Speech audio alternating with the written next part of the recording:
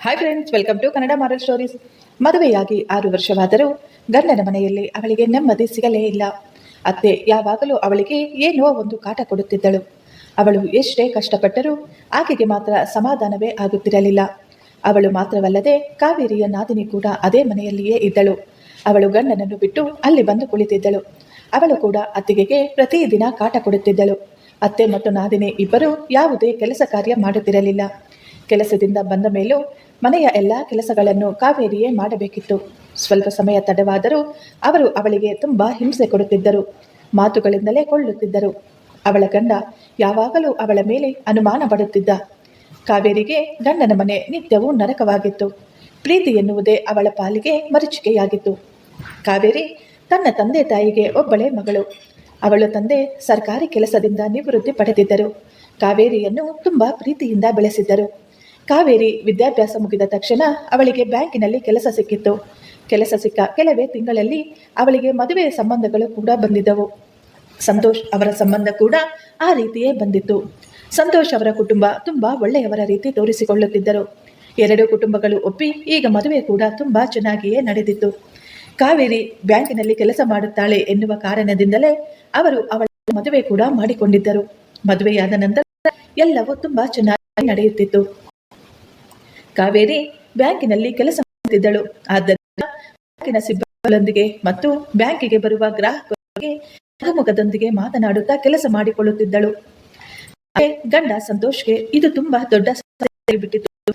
ಇದೇ ಕಾರಣಕ್ಕೆ ಹೆಂಡತಿಯ ಮೇಲೆ ವಿನಾಕಾರಣ ಪ್ರತಿದಿನ ಜಗಳವಾಡುತ್ತಿದ್ದ. ಅವಳಿಗೆ ಬೈಯುವುದು, ಒಡೆಯುವುದು, ಅವಳ ಮೇಲೆ ಅನುಮಾನ ಪಡುವುದು ಮಾಡುತ್ತಿದ್ದ. ಕೆಲವು ದಿನಗಳ ನಂತರ ಕಾವೇರಿ ಗಂಡನ ಮೇಲಿನ ಪ್ರೀತಿಗಾಗಿ ಬ್ಯಾಂಕಿನ ಕೆಲಸವನ್ನು ಕೂಡ ಬಿಟ್ಟು ಬಿಟ್ಟಳು. ಕೆಲಸ ಬಿಟ್ಟರೂ ಗಂಡನ ಪ್ರವರ್ತನೆ ಮಾತ್ರ ಬದಲಾಗಲಿಲ್ಲ. ಮದುವೆಯಾಗಿ 2 ವರ್ಷವಾದರೂ ಅವರ ಮಧ್ಯೆ ಯಾವುದೇ ರೀತಿಯ ಹೊಂದಾಣಿಕೆ ಸರಿ ಹೋಗಲೇ ಇಲ್ಲ. ಪರಿಸ್ಥಿತಿ ಕೈಮೀರಿ ಹೋಗಿತ್ತು. ಹೀಗಾಗಿ ಕಾವೇರಿ ವಿಧಿಯಿಲ್ಲದೆ ತನ್ನ ತವರ ಮನೆಗೆ ಹೋಗಿ ಅಲ್ಲೇ ನೆಲೆಸಿಬಿಟ್ಟಳು. ಈ ಘಟನೆ ನಡೆದ 2 ತಿಂಗಳ ಬಳಿಕ ಕಾವೇರಿ ಮನೆಗೆ ಬಂದು ಕ್ಷಮಾಪಣೆಯನ್ನು ಕೇಳಿದ್ದ ಸಂತೋಷ್ ಮತ್ತು ಕಾವೇರಿಯನ್ನು ತನ್ನ ಮನೆಗೆ ಬರುವಂತೆ ಕೇಳಿಕೊಂಡಿದ್ದ. ಸಂಸಾರ ಸರಿ ಹೋಗುವ ವಿಶ್ವಾಸದೊಂದಿಗೆ ಕಾವೇರಿ ಮನೆಗೆ ವಾಪಸ್ ಬಂದಳು. ಈಗ ಅವರ ಮನೆಯಲ್ಲಿ ಸ್ವಲ್ಪ ನೆಮ್ಮದಿಯ ವಾತಾವರಣವಿತ್ತು. ಈಗ ಕಾವೇರಿ ಗರ್ಭಿಣಿಯಾಗಿದ್ದಳು. ಅವಳಿಗೆ ಈಗ ಒಂದು ಸುಂದರವಾದ ಗಂಡು ಮಗು ಕೂಡ ಜನಿಸಿತ್ತು. ಇನ್ನೇನು ಎಲ್ಲವೂ ಸರಿ ಹೋಗುತ್ತಿದೆ, ನಾನು ಸಂತೋಷವಾಗಿ ಜೀವಿಸುತ್ತಿದ್ದೇನೆ ಎನ್ನುವ ಸಮಯದಲ್ಲಿಯೇ ಹೊಸ ಭರವಸೆಯೊಂದಿಗೆ ಬದುಕು ಕಟ್ಟಿಕೊಳ್ಳುವ ಕನಸು ಕೊಂಡಿದ್ದಳು ಕಾವೇರಿ. ಆದರೆ ಅವಳ ಕನಸು ಕೆಲವು ದಿನಗಳಲ್ಲಿಯೇ ಸುಳ್ಳಾಗಿತ್ತು. ಯಾಕೆಂದರೆ ಸಂತೋಷ್ ಕೆಲಸವೇನೋ ಮಾಡುತ್ತಿದ್ದ, ಆದರೆ ಅವನ ಜೂಟಿನ ವ್ಯಸನಕ್ಕೆ ಬಿದ್ದಿದ್ದ. ಅವನಿಗೆ ಬಂದ ಸಂಬಳವೆಲ್ಲ ಜೂಜಾಡುವುದಕ್ಕೆ ಖರ್ಚಾಗುತ್ತಿತ್ತು. ಹೀಗಾಗಿ ಅವನು ಜೀವನ ನಡೆಸಲು ಅವನಿಗೆ ಹಣ ಸಾಕಾಗಲಿಲ್ಲ. ಇದೇ ಕಾರಣದಿಂದ ಅವನು ಸದಾ ಕಾವೇರಿಯ ಬಳಿ ದುಡ್ಡಿಗಾಗಿ ಪೀಡಿಸುತ್ತಿದ್ದ. ಕಾವೇರಿ ಕೆಲಸಕ್ಕೆ ಹೋಗಬೇಕಾದರೆ ಅವಳ ಎಲ್ಲ ಸಂಬಳವನ್ನು ಇವರೇ ತೆಗೆದುಕೊಂಡು ಬಿಡುತ್ತಿದ್ದರು. ಆದರೆ ಅವಳು ಕೆಲಸ ಬಿಟ್ಟ ನಂತರ ಅವನಿಗೆ ಈಗ ಹೆಂಡತಿಯ ಮನೆಯಿಂದ ದುಡ್ಡು ಬೇಕಾಗಿತ್ತು. ಈಗ ಕಾವೇರಿಯ ತಂದೆಯ ಪೆನ್ಷನ್ ಹಣದ ಮೇಲೆ ಅವನ ಕಣ್ಣು ಬಿದ್ದಿತ್ತು. ಮನೆಯಿಂದ ಹಣ ತರುವಂತೆ ಕಾವೇರಿಗೆ ಪ್ರತಿದಿನ ಕಾಟ ಕೊಡುತ್ತಿದ್ದ. ಕಾವೇರಿಗೆ ಮತ್ತು ಅವರ ಕುಟುಂಬದವರಿಗೆ ಪ್ರತಿದಿನ ಬೈಗುಳ ಮತ್ತು ಅವರನ್ನು ಯಾವಾಗಲೂ ನಿಂದಿಸುವುದು ಇದು ದಿನನಿತ್ಯವೂ ನಡೆಯುತ್ತಿತ್ತು. ಗಂಡ ಮಾತ್ರವಲ್ಲದೆ ಅತ್ತೆ ಮತ್ತು ನಾದಿನಿ ಕೂಡ ಇದೇ ಕೆಲಸವನ್ನು ಮಾಡುತ್ತಿದ್ದರು. ಆ ದಿನ ರಾತ್ರಿ ಕೂಡ ಕಾವೇರಿ ಮತ್ತು ಸಂತೋಷ್ ನಡುವೆ ದೊಡ್ಡ ಗಲಾಟೆಯೇ ನಡೆದಿತ್ತು. ನಿತ್ಯವೂ ನಡೆಯುತ್ತಿದ್ದ ಈ ಜಗಳದಿಂದ ಬೇಸತ್ತಿದ್ದ ಕಾವೇರಿ ಈಗ ಬೇರೆ ಕಂಪನಿಯಲ್ಲಿ ಕೆಲಸಕ್ಕೆ ಸೇರಿಕೊಂಡಿದ್ದಳು. ಕಂಪನಿಯಲ್ಲಿ ಅವಳಿಗೆ ಒಳ್ಳೆಯ ಸಂಬಳವೂ ಬರುತ್ತಿತ್ತು. ಆದರೆ ಆ ದುಡ್ಡು ಕೂಡ ಗಂಡನಿಗೆ ಸಾಕಾಗುತ್ತಿರಲಿಲ್ಲ. ಅವನು ಈಗ ಕೂಡ ಅವಳಿಗೆ ತುಂಬ ಹಿಂಸೆ ಕೊಡುತ್ತಿದ್ದ. ಒಂದು ದಿನ ಅವನು ಕಾವೇರಿಯನ್ನು ಚೆನ್ನಾಗಿ ಹೊಡೆದಿದ್ದ. ಅವಳ ಮೇಲೆ ಅನುಮಾನಪಟ್ಟು ಅವಳ ಮೈ ಮೇಲೆ, ಮುಖದ ಮೇಲೆಲ್ಲ ಗಾಯಗಳು ಎದ್ದು ಕಾಣುತ್ತಿದ್ದವು. ಅವಳು ಈಗ ತನ್ನ ಸ್ನೇಹಿತೆಯ ಬಳಿ ತನ್ನ ಕಷ್ಟವನ್ನು ಹೇಳಿಕೊಂಡಿದ್ದಳು. ಮರುದಿನ ಬೆಳಗಿನ ಜಾವವೇ ಮನೆಯಲ್ಲಿ ಯಾರಿಗೂ ಹೇಳದೆ ಎಲ್ಲೋ ಹೊರಟು ಹೋಗಿದ್ದಳು. ಸುಮಾರು ಸಮಯ ಕಾವೇರಿಯ ಬಗ್ಗೆ ಮನೆಯಲ್ಲಿ ಯಾರೂ ಕೂಡ ತಲೆ ಕೆಡಿಸಿಕೊಳ್ಳಲಿಲ್ಲ. ಅಷ್ಟಕ್ಕೂ ಅವಳ ಬಗ್ಗೆ ಆ ಮನೆಯಲ್ಲಿ ಯಾರೂ ಕೇರ್ ಮಾಡ್ತಾ ಇರಲಿಲ್ಲ. ಆದರೆ ಕಾವೇರಿ ತನ್ನ ಮನೆಯಲ್ಲಿ 3 ವರ್ಷದ ತನ್ನ ಮುದ್ದಿನ ಮಗುವನ್ನು ಬಿಟ್ಟು ಹೋಗಿದ್ದಳು. ಹೀಗಾಗಿ ಮಧ್ಯಾಹ್ನದವರೆಗೂ ಹೆಂಡತಿ ವಾಪಸ್ ಬಂದಿಲ್ಲ ಅಂತ ಸಂತೋಷ್ ಈಗ ಕಾವೇರಿ ತಂದೆ ತಾಯಿಗೆ ಫೋನ್ ಮಾಡ್ತಾನೆ. ಅವರಿಗೆ ಫೋನ್ ಮಾಡಿ ವಿಚಾರಿಸಿದಾಗ ಕಾವೇರಿ ಅಲ್ಲಿಗೂ ಕೂಡ ಬಂದಿಲ್ಲ ಎನ್ನುವ ವಿಷಯ ಗೊತ್ತಾಗುತ್ತದೆ. ಅವಳು ಪ್ರತಿದಿನ ಹೋಗುತ್ತಿದ್ದ ದೇವಾಲಯದ ಬಳಿ ಹೋಗಿ ವಿಚಾರಿಸುತ್ತಾನೆ. ಆದರೆ ಕಾವೇರಿ ಅಲ್ಲಿಗೂ ಸಹ ಹೋಗಿರಲಿಲ್ಲ. ಕಾವೇರಿಯ ಸ್ನೇಹಿತರಿಗೆ ಫೋನ್ ಮಾಡಿ ಎಲ್ಲ ಕಡೆ ಹುಡುಕಾಡುತ್ತಾನೆ. ಆದರೆ ಕಾವೇರಿಯ ಬಗ್ಗೆ ಎಲ್ಲೂ ಒಂದು ಮಾಹಿತಿ ಕೂಡ ಸಿಗಲಿಲ್ಲ. ಈಗ ಅವನಿಗೆ ಸ್ವಲ್ಪ ಗಾಬರಿಯಾಗಿತ್ತು. ಕಾವೇರಿಯ ತಂದೆಯ ಜೊತೆ ಸೇರಿಕೊಂಡು ಪೊಲೀಸ್ ಸ್ಟೇಷನ್ಗೆ ಹೋಗಿ ನನ್ನ ಹೆಂಡತಿ ಕಾಣೆಯಾಗಿದ್ದಾಳೆ ಎಂದು ಕಂಪ್ಲೇಂಟ್ ಕೊಡುತ್ತಾನೆ. ಕಂಪ್ಲೇಂಟ್ ಕೊಟ್ಟ 24 ಗಂಟೆಯ ನಂತರ FIR ಕೂಡ ಫೈಲ್ ಆಗುತ್ತದೆ. ಇಷ್ಟೆಲ್ಲ ನಡೆಯುತ್ತಿದ್ದರೂ ಕಾವೇರಿಯ ಗಂಡನ ಕುಟುಂಬದವರು ಮಾತ್ರ ಏನೂ ನಡೆದೇ ಇಲ್ಲ ಎನ್ನುವಂತೆ ವರ್ತಿಸುತ್ತಿದ್ದರು. ಕಾವೇರಿ ಕಾಣೆಯಾದ ಬಗ್ಗೆ ಗಾಬರಿಯಾಗಲಿ ಅಥವಾ ತನಿಖೆಗೆ ಒತ್ತಡ ಹೇರುವುದಾಗಲಿ ಅವರು ಮಾಡಲೇ ಇಲ್ಲ. ಅವರು ಅದರ ಬಗ್ಗೆ ಯೋಚಿಸುವುದಾಗಲಿ ಚಿಂತೆ ಮಾಡುವುದಾಗಲಿ ಕೂಡ ಮಾಡಲಿಲ್ಲ. ಕಾಣೆಯಾದವರ ಕೇಸ್ನಲ್ಲಿ ಅತಿ ಮುಖ್ಯವಾದ ಅಂಶವೇನೆಂದರೆ ಅದುವೇ ಸಮಯ. ದೂರು ನೀಡಿದ ಬಳಿಕ ಎಷ್ಟು ಸಾಧ್ಯವೋ ಅಷ್ಟು ಬೇಗ ತನಿಖೆ ಆರಂಭಗೊಂಡರೆ ಮಾತ್ರ ನಾಪತ್ತೆಯಾದವರ ಬಗ್ಗೆ ಸುಳಿವಾಗಲಿ ಅಥವಾ ಒಂದಿಷ್ಟು ಮಾಹಿತಿಯಾಗಲಿ ಹೊರಬೀಳುತ್ತದೆ. ಆದರೆ ಕಾವೇರಿಯ ಕೇಸ್ನಲ್ಲಿ ಅದ್ಯಾವುದೂ ನಡೆಯಲೇ ಇಲ್ಲ. ಘಟನೆ ನಡೆದು 2 ದಿನವಾದರೂ ಪೊಲೀಸರು ತನಿಖೆ ಕೂಡ ಮಾಡಿರಲಿಲ್ಲ. 3 ದಿನದ ನಂತರ ಆ ಪೊಲೀಸ್ ಸ್ಟೇಷನ್ಗೆ ಒಂದು ಫೋನ್ ಕಾಲ್ ಬರುತ್ತದೆ. ಗಣಪತಿ ದೇವಸ್ಥಾನದ ಬಳಿ ಅಪರಿಚಿತ ಮಹಿಳೆಯ ಶವ ಸಿಕ್ಕಿದೆ ಎಂದು. ಕೂಡಲೇ ಪೊಲೀಸ್ನವರು ಆ ಸ್ಥಳಕ್ಕೆ ಭೇಟಿ ನೀಡುತ್ತಾರೆ. ಆ ದೇಹವನ್ನು ನೋಡಿ ಅವರಿಗೆ ಈಗ ಸ್ವಲ್ಪ ಶಾಕ್ ಆಗಿತ್ತು. ಪೊಲೀಸ್ನವರು ಈಗ ವಿಚಾರಣೆ ನಡೆಸಿದಾಗ ಆ ದೇಹ 3 ದಿನದ ಮುಂಚೆ ಕಾಣೆಯಾಗಿದ್ದ ಕಾವೇರಿಯದು ಎಂದು ತಿಳಿದು ಬರುತ್ತದೆ. ಕಾವೇರಿಯ ಸಾವು ಸಹಜ ಸಾವು ಆಗಿರಲಿಲ್ಲ. ಅವಳ ದೇಹದ ಮೇಲೆ ಆಗಿದ್ದ ಗಾಯಗಳು ಅವಳ ಮೇಲೆ ನಡೆದ ದೌರ್ಜನ್ಯ, ಹಿಂಸೆ, ಕ್ರೌರ್ಯವನ್ನು ಸಾರುತ್ತಿದ್ದವು. ಮನೆಯಲ್ಲಿ ಕಾವೇರಿಯ ಮಗು ಅಮ್ಮನಿಗಾಗಿ ಊಟ ತಿಂಡಿ ಬಿಟ್ಟು ಅಳುತ್ತಿತ್ತು.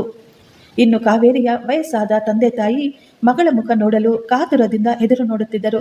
ಆದರೆ ಅದ್ಯಾವುದೂ ನಡೆಯಲೇ ಇಲ್ಲ. ಕಾವೇರಿ ಮರಳಿ ಬಾರದ ಲೋಕಕ್ಕೆ ಹೊರಟು ಹೋಗಿದ್ದಳು.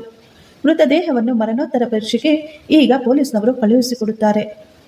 ನಂತರ ಅಲ್ಲೆಲ್ಲ ಹುಡುಕಾಡಿದ ಪೊಲೀಸ್ನವರಿಗೆ ಈಗ ಕಾವೇರಿಯ ಮೊಬೈಲ್ ಬೇರೆ ಸಿಕ್ಕಿತು.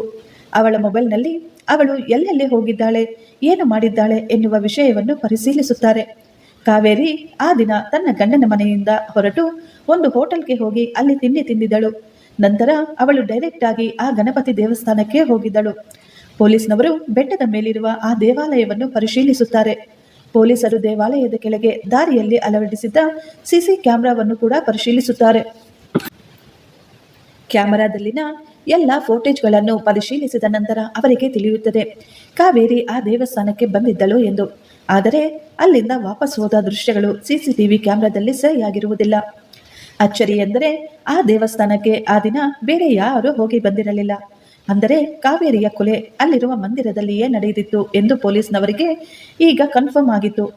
ಆ ದೇವಸ್ಥಾನ ದಟ್ಟ ಅರಣ್ಯಗಳಿಂದ ಕೂಡಿದ ಸಹ್ಯಾದ್ರಿಯ ಪ್ರದೇಶವಾಗಿತ್ತು. ಬೆಟ್ಟದ ಮೇಲಿರುವ ಆ ಗಣಪತಿ ಮಂದಿರದ ಬಳಿ ಜನಸಂಚಾರ ಬಹಳ ವಿರಳ. ಅಲ್ಲಿ ತುಂಬಾ ಶುದ್ಧವಾದ ಪರಿಸರ, ಸ್ವಚ್ಛಂದ ಗಾಳಿ, ಯಾವುದೇ ರೀತಿಯ ಅಡೆತಡೆಗಳಿರಲಿಲ್ಲ. ಅಲ್ಲಿ ತುಂಬಾ ಪ್ರಶಾಂತವಾದ ವಾತಾವರಣವಿತ್ತು. ಆ ಸ್ಥಳ ತುಂಬಾ ಸಮಾಧಾನ ನೀಡುತ್ತಿತ್ತು. ಇದೇ ಕಾರಣಕ್ಕಾಗಿಯೇ ಕಾವೇರಿ ಮನಃಶಾಂತಿ ಹುಡುಕಿಕೊಂಡು ಆ ದೇವಸ್ಥಾನಕ್ಕೆ ಬಂದಿದ್ದಳು. ಬೆಟ್ಟದ ಕೆಳಗೆ ಮಂದಿರಕ್ಕೆ ಹೋಗಲು ದೊಡ್ಡದಾದ ಗೇಟ್ ಇತ್ತು. ಅದರಿಂದಲೇ ದೇವಸ್ಥಾನಕ್ಕೆ ಹೋಗಬಹುದಾಗಿತ್ತು. ದೇವಸ್ಥಾನಕ್ಕೆ ಹೋಗಲು ಮೆಟ್ಟಿಲುಗಳ ವ್ಯವಸ್ಥೆಯನ್ನು ಕೂಡ ಮಾಡಲಾಗಿತ್ತು. ಸುತ್ತಲೂ ಹಸಿರು ಪರಿಸರ, ನಡುವೆ ಇರುವ ಮೆಟ್ಟಿಲುಗಳನ್ನು ಹತ್ತಿ ದೇವಸ್ಥಾನಕ್ಕೆ ಹೋಗಬೇಕಿತ್ತು. ವಿಚಿತ್ರ ಅಂದರೆ ಅಲ್ಲಿ ಅಳವಡಿಸಲಾಗಿದ್ದ ಕ್ಯಾಮ್ರಾದ ವೈರನ್ನು ಯಾರೋ ಕಟ್ ಮಾಡಿದ್ದರು. ಆ ದೇವಸ್ಥಾನದಲ್ಲಿ ಒಬ್ಬ ಅರ್ಚಕರು ಮತ್ತು ದೇವಸ್ಥಾನವನ್ನು ನೋಡಿಕೊಳ್ಳುತ್ತಿದ್ದ ಒಬ್ಬ ವ್ಯಕ್ತಿ ಕೂಡ ಇದ್ದ. ಅಸಲಿಗೆ ಈ ಮಂದಿರದ ಪ್ರಧಾನ ಅರ್ಚಕರು ಅವರು ತೀರ್ಥಯಾತ್ರೆಗೆಂದು ತೆರಳಿದ್ದರು. ಆದರೆ ಹೋಗುವ ಮುನ್ನ ದೇವಸ್ಥಾನದ ಪೂಜಾ ಕಾರ್ಯಕ್ರಮಗಳನ್ನು ನೋಡಿಕೊಳ್ಳಲು ಅರ್ಚಕರೊಬ್ಬರನ್ನು ನೇಮಿಸಿ ಹೋಗಿದ್ದರು. ಪೊಲೀಸರು ಈ ತನಿಖೆಯ ಭಾಗವಾಗಿ ಅರ್ಚಕರು ಮತ್ತು ಆತನ ಜೊತೆ ಇದ್ದ ಅವರನ್ನು ವಿಚಾರಣೆ ನಡೆಸುತ್ತಾರೆ. ಆದರೆ ವಿಚಾರಣೆ ವೇಳೆ ಅರ್ಚಕರ ಮಾತುಗಳು ಏನೋ ಒಂದು ರೀತಿಯ ಸಂಶಯ ಬರುವ ರೀತಿಯಲ್ಲಿ ಇದ್ದವು. ಪೊಲೀಸರು ಈಗ ಇಬ್ಬರು ವ್ಯಕ್ತಿಗಳನ್ನು ಪೊಲೀಸ್ ಸ್ಟೇಷನ್ಗೆ ಕರೆದುಕೊಂಡು ಹೋಗಿ ಸ್ವಲ್ಪ ಸ್ಟ್ರಿಕ್ಟ್ ಆಗಿಯೇ ಅವರ ರೀತಿಯಲ್ಲಿ ವಿಚಾರಣೆ ನಡೆಸಿದ್ದರು. ಈಗ ಇಡೀ ಸಮಾಜವೇ ಬೆಚ್ಚಿ ಬೀಳುವಂತಹ ಭಯಾನಕ ಸತ್ಯ ಹೊರಬಿದ್ದಿತ್ತು. ಈ ಅಪರಾಧದಲ್ಲಿ ಒಟ್ಟು 3 ಕೈ ಜೋಡಿಸಿದ್ದರು. ಒಬ್ಬರು ಮಂದಿರದ ಪೂಜಾರಿಯಾಗಿದ್ದ, ಇನ್ನಿಬ್ಬರು ಮಂದಿರದಲ್ಲಿ ಕೆಲಸ ಮಾಡುವವರಾಗಿದ್ದರು. ಕಾವೇರಿ ದೇವಸ್ಥಾನಕ್ಕೆ ಬಂದಾಗ ಮಾನಸಿಕವಾಗಿ ತುಂಬಾ ಕುಗ್ಗಿ ಹೋಗಿದ್ದಳು.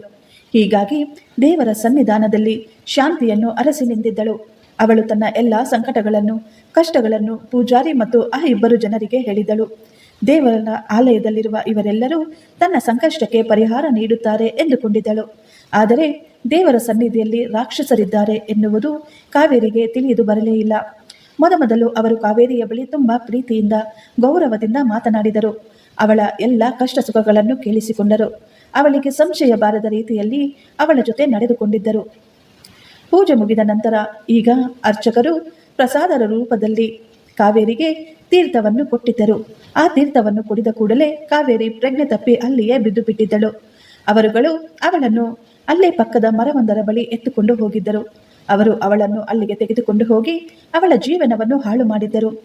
ಯಾವುದು ಪವಿತ್ರವಾದ ಜಾಗ ಎಂದುಕೊಂಡು ಕಾವೇರಿ ಅಲ್ಲಿಗೆ ಬಂದಿದ್ದಳೋ ಆ ಪವಿತ್ರ ಸ್ಥಳದಲ್ಲಿ ಅವಳು ತನ್ನ ಸಂಸಾರ ಸರಿ ಹೋಗುತ್ತದೆ ಎಂದುಕೊಂಡಿದ್ದಳು.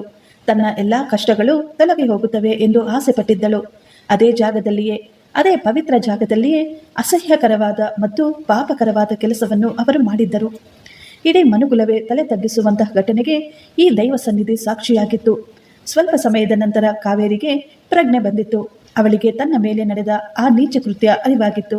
ಕೂಡಲೇ ಅವಳು ಅಲ್ಲಿಂದ ಹೊರಬರಲು ಪ್ರಯತ್ನಿಸಿದಳು. ಆದರೆ ಅಲ್ಲಿದ್ದ ಆ ರಾಕ್ಷಸರು ಅವಳನ್ನು ಹೊರಗೆ ಬರಲು ಬಿಡಲಿಲ್ಲ. ಎಲ್ಲಿ ಇವಳು ಹೊರಬಂದರೆ ಅವರ ಸತ್ಯ ಹೊರಬರುತ್ತದೆ ಎಂದು ಆತಂಕಪಟ್ಟಿದ್ದರು. ಆದ್ದರಿಂದ ಅವರು ಕಾವೇರಿಯನ್ನು ಅದೇ ಸ್ಥಳದಲ್ಲಿಯೇ ಹತ್ಯೆ ಮಾಡಿದರು ಮತ್ತು ಅವಳ ಮೃತದೇಹವನ್ನು ಮಂದಿರದಿಂದ ಸ್ವಲ್ಪ ದೂರ ತೆಗೆದುಕೊಂಡು ಹೋಗಿ ಒಂದು ಹಳ್ಳದಲ್ಲಿ ಬಿಸಾಡಿದರು. ಆ ಸ್ಥಳದಲ್ಲಿ ಯಾವ ಮನುಷ್ಯರು ಕೂಡ ಓಡಾಡುತ್ತಿರಲಿಲ್ಲ. ಅದು ತುಂಬಾ ನಿರ್ಜನವಾದ ಪ್ರದೇಶವಾಗಿತ್ತು. ಅವರಂದುಕೊಂಡಿದ್ದರು, ಇಲ್ಲಿ ಯಾವುದಾದರೂ ಕಾಡು ಪ್ರಾಣಿಗಳು ಬಂದು ಇವಳ ದೇಹವನ್ನು ತಿಂದು ಹಾಕುತ್ತವೆ ಎಂದು. ಆರೋಪಿಗಳಿಗೆ ತಾವು ಮಾಡಿದ ಈ ಪ್ಲಾನ್ ಬಗ್ಗೆ ತುಂಬಾ ಆತ್ಮವಿಶ್ವಾಸವಿತ್ತು. ಅವರು ಆ ದೇವಸ್ಥಾನದಿಂದ ಓಡಿ ಹೋಗಿರಲಿಲ್ಲ. ಅವರು ಎಲ್ಲಿಗೂ ತಪ್ಪಿಸಿಕೊಂಡಿರಲಿಲ್ಲ. ಬದಲಿಗೆ ಧೈರ್ಯವಾಗಿ ಅಲ್ಲಿಯೇ ಅವರ ಕೆಲಸಗಳನ್ನು ಮಾಡಿಕೊಂಡಿದ್ದರು. ಆದರೆ ದೇವರ ಸನ್ನಿಧಿಯಲ್ಲಿ ನಡೆದಂತಹ ಈ ಕರಾಳ ಕೃತ್ಯಕ್ಕೆ ಪ್ರತಿಫಲ ಎನ್ನುವಂತೆ ಅವರ ಪ್ಲಾನ್ ಉಲ್ಟಾ ಹೊಡೆದಿತ್ತು. ಅವರನ್ನು ಈಗ ಪೊಲೀಸರು ಬಂಧಿಸಿದ್ದರು. ಕಾವೇರಿಯ ಮರಣೋತ್ತರ ಪರೀಕ್ಷೆಯಲ್ಲಿ ಅವಳ ಮೇಲೆ ನಡೆದ ದೌರ್ಜನ್ಯದ ಬಗ್ಗೆ ಎಲ್ಲ ವಿವರಗಳಿದ್ದವು. ಪೊಲೀಸರು ತಡ ಮಾಡದೆ ಆರೋಪಿಗಳನ್ನು ಬಂಧಿಸಿದರು.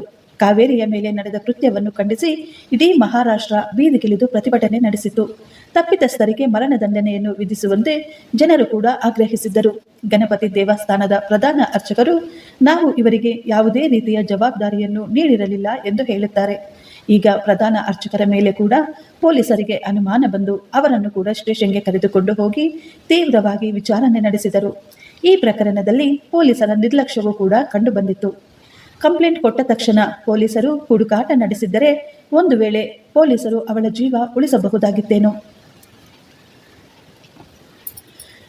ಇನ್ನು ಸಂತೋಷ್ ಕುಟುಂಬ ಕೂಡ ಕಾವೇರಿಯನ್ನು ಸಾವಿನ ಮನೆಗೆ ತಳ್ಳಿದ್ದರು. ಅವರಿಗೆ ಸಣ್ಣ ಮಗು ಕೂಡ ಇದೆ ಎಂದು ಸಹ ನೋಡದೆ ಅವರು ಪ್ರತಿನಿತ್ಯ ಅವರಿಗೆ ಕಿರುಕುಳ ನೀಡುತ್ತಿದ್ದರು. ಅವರ ಹಿಂಸೆಗೆ ತಡೆಯಲಾಗದೆ ತನ್ನ ಸ್ನೇಹಿತೆಯ ಸಲಹೆಯಂತೆ ಮನಃಶಾಂತಿಗಾಗಿ ದೇವಸ್ಥಾನಕ್ಕೆಂದು ಹೋಗಿದ್ದಳು ಕಾವೇರಿ. ತನ್ನ ಗಂಡ ಬದಲಾಗುತ್ತಾನೆ, ತನ್ನ ಸಂಸಾರ ಸರಿ ಹೋಗುತ್ತದೆ ಎನ್ನುವ ಆಸೆಯಿಂದ. ಹೀಗಾಗಿ ಕಾವೇರಿಯ ಸಾವಿಗೆ ಅವರ ಗಂಡ ಮತ್ತು ಮನೆಯವರು ಕೂಡ ಕಾರಣವಾಗಿದ್ದಾರೆ ಎಂದು ನ್ಯಾಯಾಲಯ ತೀರ್ಪನ್ನು ಪ್ರಕಟಿಸಿತು. ಒಂದು ಹೆಣ್ಣು ದೇವಸ್ಥಾನದಲ್ಲಿ ಕೂಡ ಸುರಕ್ಷಿತವಾಗಿ ಇರಲು ಸಾಧ್ಯವೇ ಆಗಲಿಲ್ಲ. ಫ್ರೆಂಡ್ಸ್, ಈ ಸ್ಟೋರಿ ನಿಮಗೆ ಇಷ್ಟವಾಗಿದ್ದರೆ ಒಂದು ಲೈಕ್ ಮಾಡಿ ಮತ್ತು ನಮ್ಮ ಚಾನಲನ್ನು ಸಬ್ಸ್ಕ್ರೈಬ್ ಮಾಡಿಕೊಳ್ಳಿ. ನಿಮಗೆ ಏನನ್ನಿಸ್ತು ಅಂತ ಹೇಳಿ ಒಂದು ಚಿಕ್ಕ ಕಮೆಂಟ್ ಮೂಲಕ ತಿಳಿಸಿಕೊಡಿ. Thank you. ಧನ್ಯವಾದಗಳು.